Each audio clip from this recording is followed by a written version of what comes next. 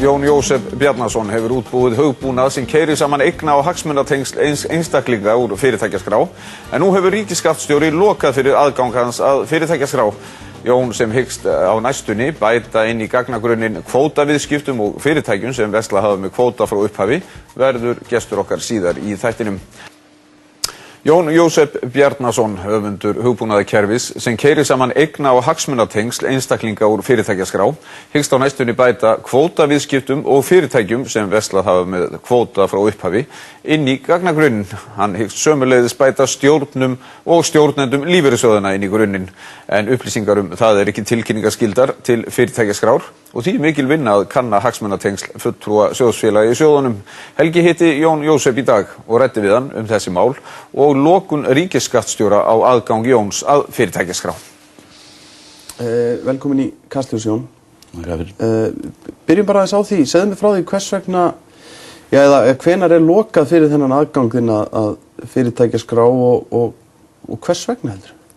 Ég kemst að því síðastliðin laugardaga að ég kemst ekki í samband. Ég held nú reyndar fyrst að það væri eitthvað að forritunum hjá mér, og hringdi eftir að hafa kannað þetta, hringdi ég í starfsmann hjá ríkisskattstjóraembættinu og hún tjáði mér að það hefur verið lokað og að beiðni yfirmanns hjá stofnuninni.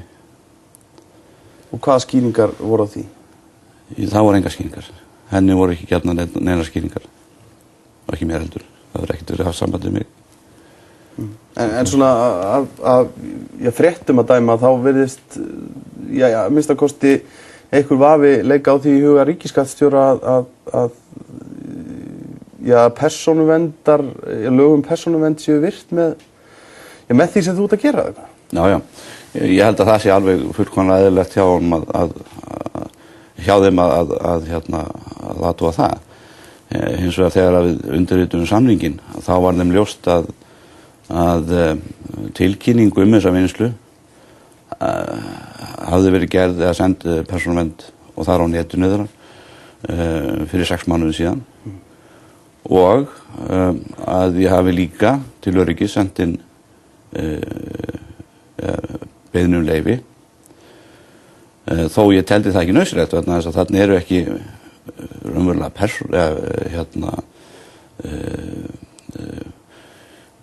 gögn sem að flokkan sem viðkvæm persónuleg gögn, alls ekki. Þetta fyrirtækjaskrá og stjórnendur í fyrirtækjum, það ekki viðkvæm persónuleg gögn.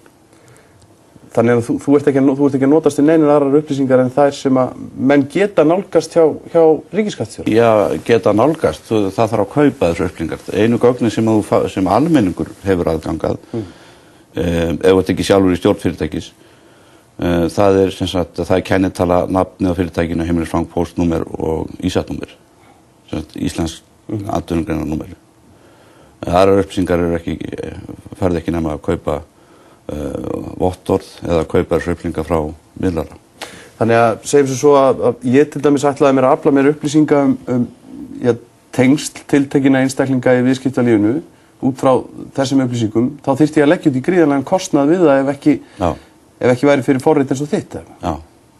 Getur eitthvað ímyndaði hversu mikið það geti verið? Nei, það geti verið þokkalega upphæð eftir þessum kóngulóa vefum sem ég séð fólk að spinna úr þessu. Það geti verið þokkalega upphæð.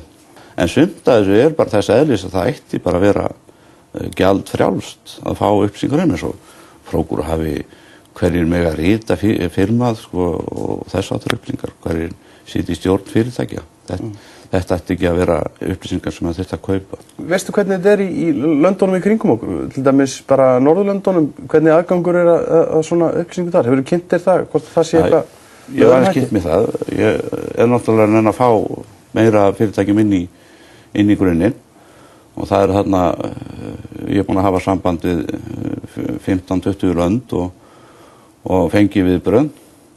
Í Svíþjóð getur maður keypt sér ársaðgang og fengið þá ársreikninga og allt með og allar þessu upplýsingar fyrir 20 sænskar krónur á ári held ég.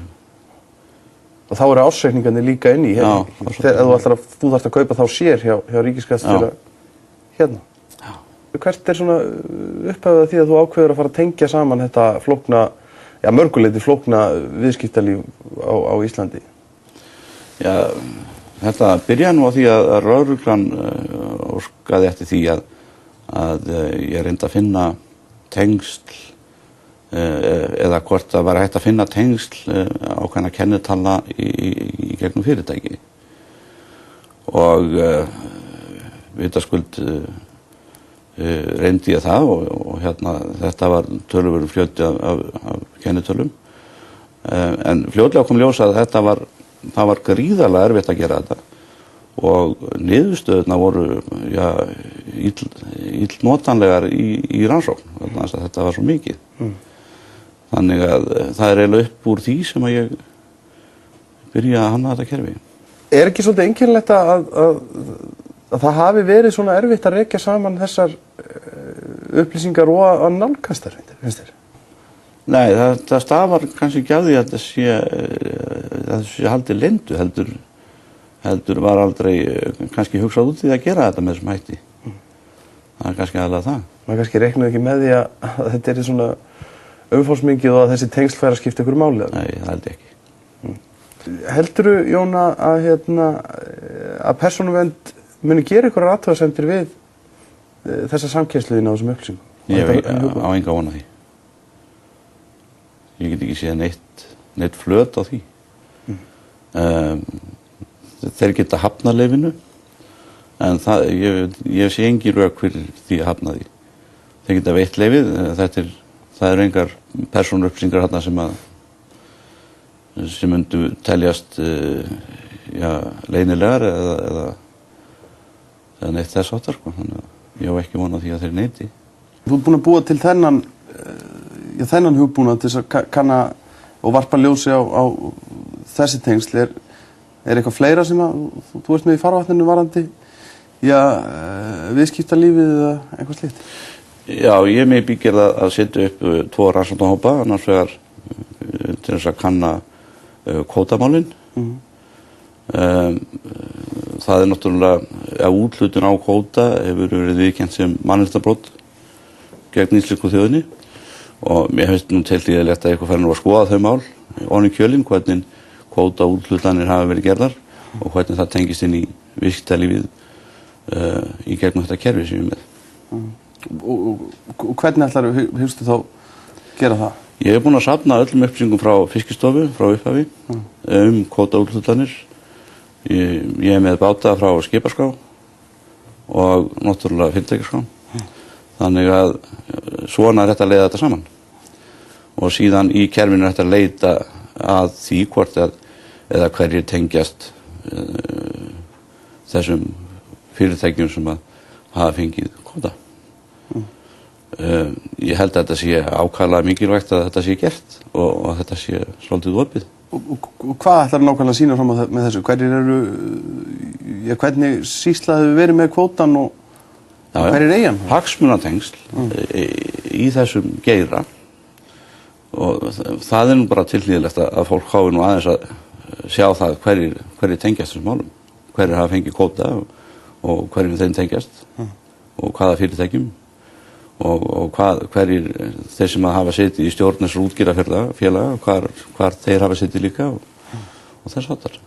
Þú vilt líka einbeita þér eitthvað frekar að lífeyrissjóðunum og kanna það hvernig hagsmunatengsl koma hugsanlega við sögu í starfsemi lífeyrissjóðunum?